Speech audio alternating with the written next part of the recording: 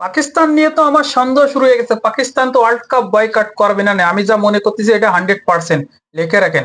পাকিস্তান বলেছিল শুক্রবারে থেকে সোমবারের ভিতর তারা বলবে, তাকে রেজাল্ট জানাবে, কিন্তু শুক্রবার রেজাল্ট যখন জানায়নি, কালকে সোমবার, ঠিক আছে।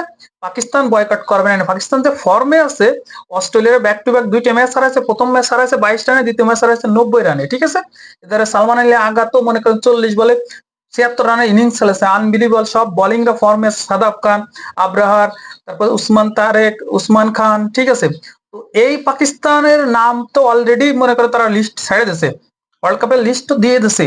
এখন শুধু ইয়েস বলা তারা যে মনে করো ওয়ার্ল্ড কাপের প্রস্তুতি নিয়ে শ্রীলঙ্কায়।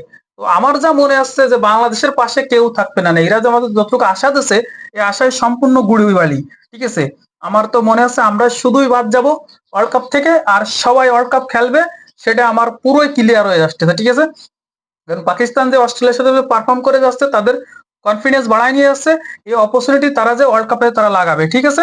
এটা জানিয়ে রাখেন।